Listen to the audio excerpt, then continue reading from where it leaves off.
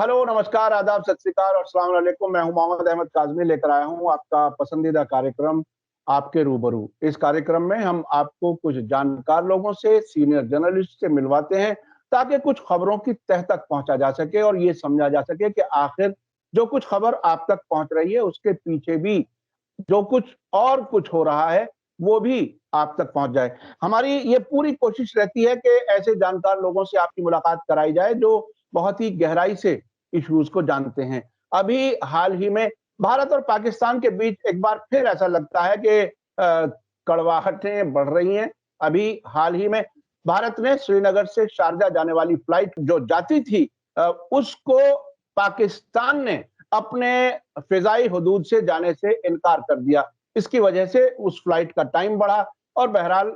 Flight में जो खर्च होता है तेल का वो भी बढ़ा और वो सिर्फ उतना नहीं है, दोनों मुल्कों के बीच में ताल्लुकात पर भी एक असर पड़ता है। दूसरा एक वाकया अभी हाल ही में हुआ है, वो ये कि पाकिस्तान के national security adviser Moeed Yusuf ने भारत आने से इनकार किया है, जो अफगानिस्तान के सिलसिले में कुछ मुल्कों के एनएसए यानी नेशनल सिक्योरिटी एडवाइजर्स की मुलाकात 10 और 11 नवंबर को नई दिल्ली में होने वाली है, उसमें उन्होंने आने से इनकार किया है। इस सब पर बात करने के लिए मेरे साथ इस वक्त खास मेहमान हैं असद मिर्जा साहब, जो सीनियर जर्नलिस्ट हैं, जो नेशनल और इंटरनेशनल इश्यूज पर काफी बारीकी से नजर रखते हैं और उनके रेगुलर कॉलम मुख्तलिफ जबानों में अलग अलग मुल्कों में छपते हैं।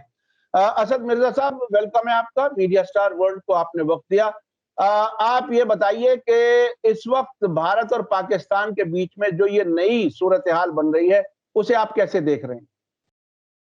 शुक्रिया काज़मी साहब। देखिए, हिंदुस्तान और पाकिस्तान के दरमियान जो हालिया अभी फैसले पाकिस्तानी हुकूमत की तरफ से लिए गए हैं, वो एक तरीके से दोनों मुल्कों के दरमियान बायलैटरल रिलेशनशिप या बाहमी ताल्लुकात के लिए किसी भी तरह से पॉजिटिव नहीं कहे जा सकते हैं। क्योंकि अभी जो सबसे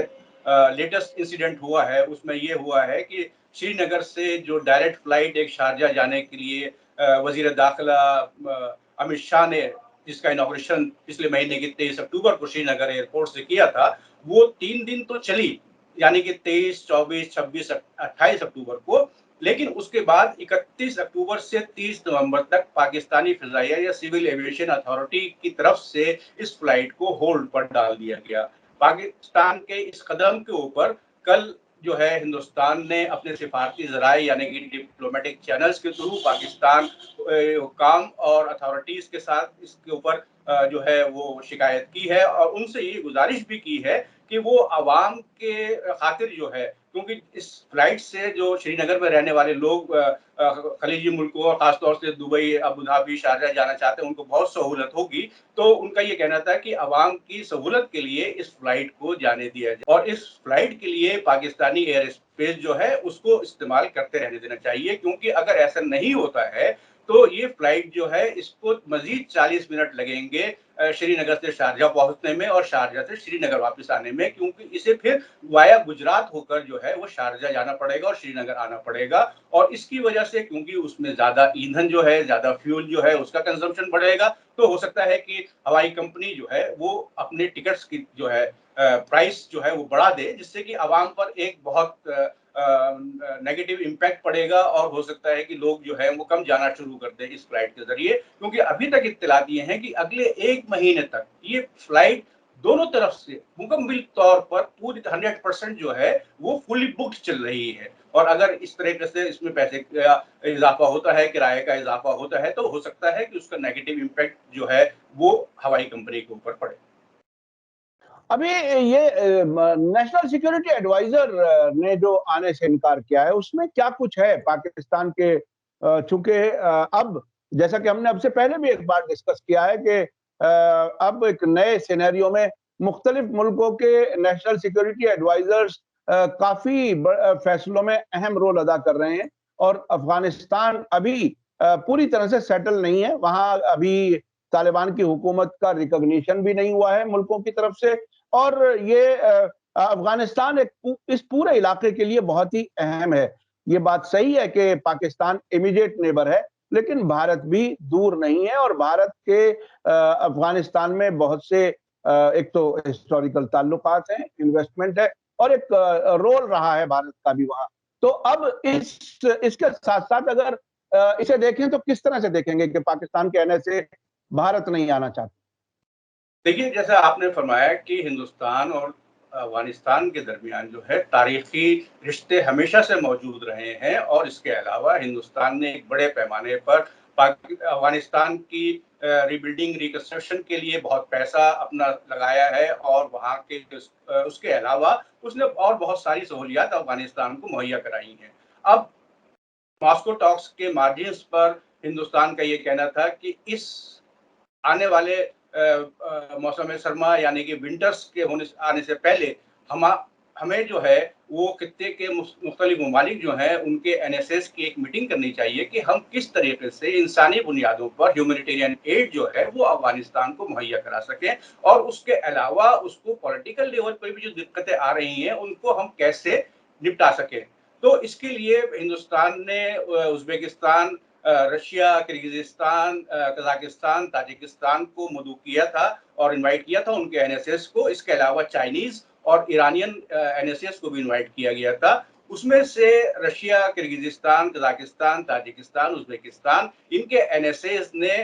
10 और 11 नवंबर को दिल्ली में होने वाली एनएसएस की मीटिंग में शिरकत के लिए अपनी हामी दे दी है। लेकिन चाइना की तरफ से अभी तक कोई भी कन्फर्मेशन या उसका रिएक्शन नहीं आया है। लेकिन अंदेशा इम्कान यही है कि हो सकता है चाइनीज़ एनएसए जो है वो इसके अंदर शामिल ना हो, शिरकत ना करें क्योंकि चाइना ने अपनी जो है दोबारा से कोविड की वबा के फैलने के बाद जो है वो एयर ट्रैवल के क़वानीन बहुत सख्त कर दिए हैं। हाँ, ईरान ने भी अभी तक कुछ नहीं कहा है लेकिन ईरान से तवक्को है कि उसके एनएसए जो हैं वो ज़रूर यहाँ पर आएँगे।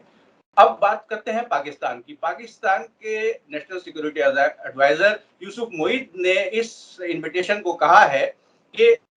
जो एक स्पॉइलर है वो एक पीस मेकर नहीं बन सकता है। यानी कि उनका ये कहना है कि हिंदुस्तान जो है खित्ते में अफ़गानिस्तान के लिए ऐसी पॉलिसी अपनाता रहा है जिसको कि आप कह सकते हैं कि डिस्ट्रक्टिव पॉलिसी हो बल्कि वो अफ़गानिस्तान को एक मुस्तहकम मुल्क नहीं बनते हुए देखना चाहता है और साथ ही साथ उसमें उन्होंने ज़िक्र किया हिंदुस्तान और पाकिस्तान के बायलैटरल रिलेशंस का भी। तो एक एनएसए की जानिब से इस तरीके का बयान जो है वो एक बहुत ही डिप्लोमेटिक सर्कल्स में उसको बहुत अहमियत दी जा रही है और उसको एक बहुत ही नेगेटिव बयान करार दिया जा रहा है क्योंकि हिंदुस्तान अपनी तरफ से पाकिस्तान के साथ भी जो है बायलैटरल रिलेशनशिप को बेहतर करने के लिए हमेशा से ख्वाह रहा है और कोशिशें करता रहा है और अफगानिस्तान में भी उसने हमेशा एक पॉजिटिव रोल अदा किया है और अभी भी वो ये चाहता है कि वो और दूसरे जो रीजनल कंट्रीज हैं वो अफगानिस्तान की हर मुमकिन मदद कर सकें, उस अवाम की हर मुमकिन मदद कर सकें क्योंकि जो इत्तलात हैं, जो रिपोर्ट्स हैं, उसके मुताबिक सर्दियां आने से पहले अफगानिस्तान में जो आम आदमी की हालत हो रही है उसमें ये है कि खाने पीने की अशिया, खुर्दनोश जो है वो सब चीजें नहीं मिल रही हैं, गेहूं की बहुत दिक्कत है और हिंदुस्तान ने अपनी जानिब से 5,000 ट्रक जो कि 50,000 मेट्रिक टन गेहूं से लदे हुए हैं वो पाकिस्तान बॉर्डर पे खड़े किए हुए हैं और गुज़िश्ता महीने यानी कि पिछले महीने अक्टूबर में हिंदुस्तान ने पाकिस्तानी हुक्काम से ये गुजारिश की थी, ये रिक्वेस्ट की थी कि आप इन ट्रक्स को वाया पाकिस्तान अफगानिस्तान देने की इजाजत दें ताकि वहां के अवाम को कुछ थोड़ी बहुत सहूलत मुहैया कराई जा सके, उनको खाने पीने की अशिया मुहैया कराई जा सके। लेकिन पाकिस्तान ने अभी तक इस इंडियन रिक्वेस्ट का भी कोई जवाब नहीं दिया है। मुझे ये लगता है कि अगर पाकिस्तान इस रिक्वेस्ट का कि वाया पाकिस्तान इंडियन ट्रक जो है वो अफगानिस्तान जा सके या पाकिस्तानी एनएसए अगर एनएसएस की मीटिंग में दिल्ली आते तो ये दोनों मुल्कों के बीच जो कॉन्फिडेंस बिल्डिंग मेजर्स हैं यानी एतमाद बहाली के जो इकदाम हैं उसके लिए एक बहुत बड़ा स्टेप होता पाकिस्तान की तरफ से और पाकिस्तान जो कि फिर वक्त अपने इंटरनल कॉन्फ्लिक्ट्स में भी बहुत उलझा हुआ है उसको कम से कम एक तरफ से अपने जो एक्सटर्नल फैक्टर्स हैं उसको वो एक तरीके से बेहतर तौर पर हैंडल कर सकता था लेकिन पाकिस्तान का जो रवैया रहा है इन दोनों चीजों में वो बहुत ही नेगेटिव रहा है और ये जो अभी हालिया शारजाह श्रीनगर फ्लाइट का भी आया है तो ये इससे ये नहीं लगता है कि पाकिस्तान किसी भी तरीके से ये चाहता है कि दोनों मुल्कों के दरमियान ताल्लुकात बेहतर हों या कॉन्फिडेंस बिल्डिंग मेजर्स जो हैं वो ऐसे लिए जाएं कि दोनों मुल्कों के सियासतदां और अवाम जो हैं वो आपस में मिलजुल कर कोई बात करें या अपने ताल्लुकात को बेहतर करें। अच्छा, अफगानिस्तान के सिलसिले में ईरान और भारत कई मौकों पर एक साथ नजर आए, बहुत से इश्यूज पर। और उसी के लिए चाबहार बंदरगाह का सिलसिला जो भारत ने वहां पर इन्वेस्टमेंट किया है, वो ऐसा लगता है कि कभी-कभी पाकिस्तान, ईरान और भारत के अफगानिस्तान के मामले में नजदीक आने पर कभी-कभी वो नाराजगी जाहिर करता रहा है। अभी इस वक्त जबकि तालिबान की हुकूमत का रिकॉग्निशन अभी नहीं हुआ है और तेहरान में कई मीटिंगें अफगानिस्तान से मुताल्लिक हो चुकी हैं, तालिबान के काबुल पे कब्जे से पहले और बाद में भी। अब आपको भारत में जो एनएसएस की मीटिंग है, उससे क्या कुछ नतीजा निकलता नजर आ रहा है? देखिए, ऐसा है कि जो एनएसएस की मीटिंग हिंदुस्तान में 10 और 11 तारीख को होनी है, उससे बहुत सारी उम्मीदें वाबस्ता हैं कि वो अफ़गानिस्तान के मुताल्लिक़ इस मीटिंग के अंदर कुछ ऐसे पॉज़िटिव डिसीजंस लिए जा सकेंगे, जिससे कि पाक अफ़गानिस्तान की इकोनॉमी, उसका पॉलिटिकल सिस्टम और उसके अवाम को जो है कुछ सहूलत मुहैया कराई जा सके। क्योंकि इसमें पाकिस्तान के अलावा जो दीगर रीजनल पावर्स हैं, जैसे कि चीन है, ईरान का आपने ज़िक्र किया, उसके अलावा रशिया है, किर्गिज़स्तान, कज़ाकिस्तान, ताजिकिस्तान, जो कि अफ़गानिस्तान के इमीडिएट नेबर्स भी हैं, उनमें से चंद ममालिक। तो इन लोगों के साथ में अगर मिल बैठकर कोई बात होती है, तो उससे इस बात की बहुत कभी इम्कानात हैं कि कोई ऐसा रोड मैप जो है वो ड्रॉ किया जा सकेगा, जिससे कि अफ़गानिस्तान इकोनॉमी को दोबारा जो है वो खड़ा किया जा सके, उसको एक मुस्बत स्ट्रॉन्ग इकोनॉमी के तौर के ऊपर जो है वो कायम किया जा सके और उसके अवाम को जो वहाँ पर दिक्कतें हो रही हैं, उन दिक्कतों को कम करने की एक कोशिश की जाए। और जहाँ उसके अलावा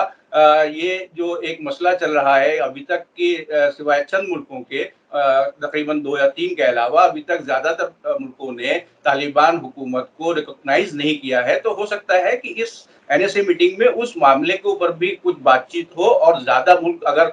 तालिबान की हुकूमत को जो रिकॉग्नाइज़ करना शुरू कर देते हैं, तो उसका असर, उसका दबाव जो है अमेरिकन पॉलिसी के ऊपर भी पड़ेगा। क्योंकि अमेरिका ने अफ़गानिस्तान के सेंट्रल बैंक के जो पैसे हैं, जो तकरीबन $9.5 बिलियन के करीब हैं और उसके अलावा दीगर जो उसके एसेट्स हैं अमेरिकन बैंक्स में, उन सबको फ्रीज कर दिया है। इस वजह से जो तालिबान हुकूमत है वो कोई भी पैसे के अवेलेबिलिटी के वजह से कोई भी ऐसे काम नहीं कर सकती जिससे कि वो आवाम की दिक्कतों को कम कर सके या उनके लिए कुछ ऐसी चीजें इंपोर्ट करना शुरू करे जो कि दूसरे मुल्कों से अफगानिस्तान आती थी, या अपना एक्सपोर्ट दोबारा शुरू कर सके। तो इस पूरे सिनेरियो में जो सबसे ज्यादा असर इन सब चीजों का पड़ रहा है वो वहाँ के अवाम पर पड़ रहा है। और उम्मीद यही की जा सकती है कि इस मीटिंग में वो कि इसमें पाकिस्तान शामिल नहीं होगा, लेकिन कुछ ऐसे पॉजिटिव डिसीजंस लिए जा सकते हैं जिससे कि अफगानी अवाम, अफगानी पब्लिक के लिए कुछ पॉजिटिव डिसीजन लिए जा सके और उसके अलावा तालिबान हुकूमत को भी एक स्ट्रॉन्ग हुकूमत कायम करने के लिए कुछ डिसीजंस लिए जा सकते हैं। अच्छा, मैं फिर वापस चलता हूँ पाकिस्तान के अंदर की पॉलिटिक्स के बारे में। अभी हाल ही में इमरान खान प्राइम मिनिस्टर ने दिवाली की मुबारकबाद भी कही है और भारत से वो ताल्लुकात बेहतर करने की बात भी कई बार कह चुके हैं। इस बीच में वहाँ पर आईएसआई चीफ के अपॉइंटमेंट के सिलसिले में कुछ इख्तलाफ था पाकिस्तान के अंदर, उसे आप बहुत ही बारीकी से देख भी रहे थे। क्या ये इस वक्त पाकिस्तान के एनएसए का रुख मोईद यूसुफ का क्या इमरान खान की मर्जी के बरखिलाफ हो सकता है? क्या अंदरूनी सियासत का इससे कोई ताल्लुक है? क्या पाकिस्तान के एनएसए को इस्लामाबाद के अलावा भी कहीं से इशारे हो सकते हैं कि भारत के खिलाफ इस किस्म का बयान दें? स्पॉइलर एक बहुत बड़ा जुमला है जो उन्होंने अदा किया। जी, बिल्कुल। इसमें आपने जो फरमाया कि इस्लामाबाद के अलावा भी एनएसए या दूसरे पॉलिटिकल जो अपॉइंटीज़ हैं, वो लोगों को कहीं और से जो है वो इंस्ट्रक्शंस मिल रही हैं। तो मैं यहाँ ये बताना चाहूँगा कि देखिए, पाकिस्तान की जो सोसाइटी रही है, उसमें हमेशा से एक रिलिजियो पॉलिटिकल सिस्टम यानी कि मज़हबी और सियासी जमातों का एक कोऑपरेशन हमेशा से रहा है। और उसके अलावा जो एक सबसे बड़ा वहाँ पर फैक्टर है वो है पाकिस्तानी मिलिट्री का। क्योंकि चाहे किसी की भी हुकूमत हो, पाकिस्तान मिलिट्री हमेशा से अपने हाथ में ऐसी चीजें रखती है कि कोई भी पॉलिटिकल सिस्टम हो, पॉलिटिकल पार्टी हो, वो उसके इशारे के बगैर कुछ भी हासिल नहीं कर सकता है। और जैसा कि आपने अभी फरमाया कि आईएसआई के चीफ के रिप्लेसमेंट के ऊपर इमरान खान और Pakistan military chief general Bajwa के दरमियान जो है काफी एक तरीके से आप कहिए कि सर्द जंग चल रही थी, क्योंकि इमरान खान का चाहना था कि जो लेफ्टिनेंट जनरल गुल हमीद हैं वो फैज,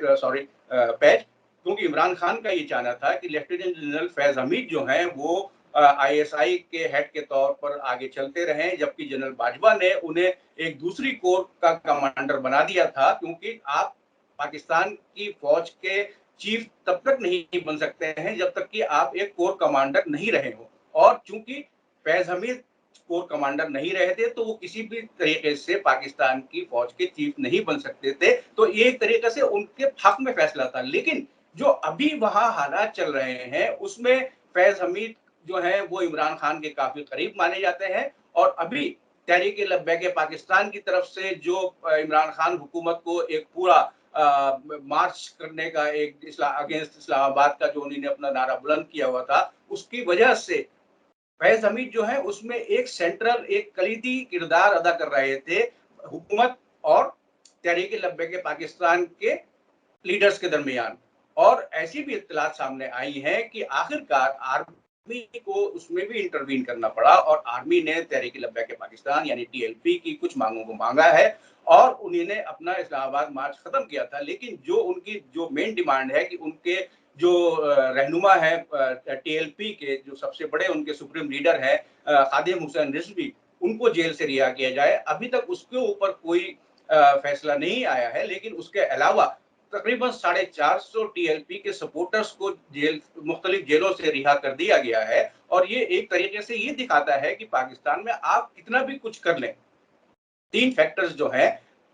सबसे पहले फौज, उसके बाद जो रिलीजियस पार्टीज हैं वो, उसके बाद पॉलिटिकल पार्टीज का नंबर आता है कि वो किसी तरीके से कोई फैसले पाकिस्तानी की हुकूमत या आवाम के लिए ले सकें। तो जो मौजूदा हालात हैं उसमें भी ये जाहिर हो रहा है कि पाकिस्तान मिलिट्री अभी भी पाकिस्तान के इंटरनल अफेयर्स और एक्सटर्नल अफेयर्स दोनों में अपनी इंटरवेंशन जो है वो जारी रखे हुए है। और हो सकता है कि यूसुफ मोहित को जो है वो इस्लामाबाद के बजाय रावलपिंडी से कोई इंस्ट्रक्शंस मिली हो कि वो हिंदुस्तान नहीं जाएं, और यही तरीका हो सकता है कि दूसरी इंस्ट्रक्शंस दूसरे इदारों को भी मिली हों कि वो हिंदुस्तान के ट्रक्स जो है उनको जाने की इजाजत ना दी जाए, और उसके अलावा जो श्रीनगर शारजा फ्लाइट है उसको रोकने की पाकिस्तानी हुकूमत की तरफ से ये नए रूल्स जो हैं वो सामने आए। बहुत बहुत शुक्रिया असद मिर्जा साहब, आपने काफी तफसील से भारत और पाकिस्तान के बीच तो ताल्लुकात के बारे में बताया ही, वहां की अंदरूनी सियासत में क्या कुछ रस्साकशी है और उसका असर भारत से मुताल्लिक किए गए फैसलों पर भी हो सकता है, इसका भी आपने एक तरह से अंदेशा जताया है। पाकिस्तान के नेशनल सिक्योरिटी एडवाइजर अफगानिस्तान के सिलसिले में भारत में होने वाली मीटिंग में नहीं आएंगे, वो फैसला कहीं ना कहीं वहां के जो जो इंटरनल पॉलिटिक्स है उसका उस पर असर हो सकता है। बहुत बहुत शुक्रिया। अभी मैं आपको एक बात और याद दिला दूं अपने दर्शकों को कि ये श्रीनगर शारजा वाली फ्लाइट आमतौर पर वहां के लोग कश्मीरी लोग इस मिडिल ईस्ट में जाना चाहते हैं काम के सिलसिले में और दूसरे कामों के सिलसिले में, उसको एक तरह से अगर वो महंगी होती है तो वो कश्मीरी लोगों के लिए एक तरह से नुकसान की बात है। आमतौर पर पाकिस्तान कश्मीर की हमदर्दी, कश्मीरी के लोगों की हमदर्दी की बात करता है, लेकिन अभी ये उससे जरा बरखिलाफ लग रहा है। लेकिन दोनों मुल्कों के बीच में सियासत कैसी कब मोड़ लेगी इसको कोई नहीं जानता।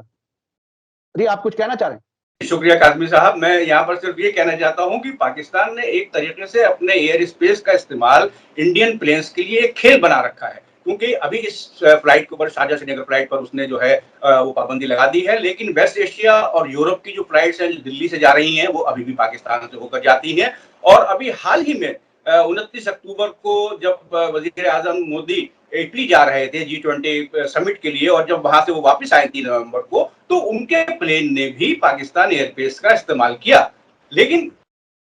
ये एक्सक्लूसिव या कभी कभी आप ये स्पेसिफिक चीजें होती हैं कि पाकिस्तान उन चीजों के ऊपर पाबंदी लगाता है जिससे कि, जैसे कि आपने कहा, ज्यादातर आवाम जो है वो मुतासिर हो। शुक्रिया बहुत। जी जी जी, बहुत बहुत शुक्रिया, बहुत बहुत शुक्रिया असद मिर्जा साहब, आपने मीडिया स्टार वर्ल्ड के लिए वक्त निकाला। इसी के साथ मुझे दीजिए इजाजत। धन्यवाद, शुक्रिया। जय भारत, जय हिंद।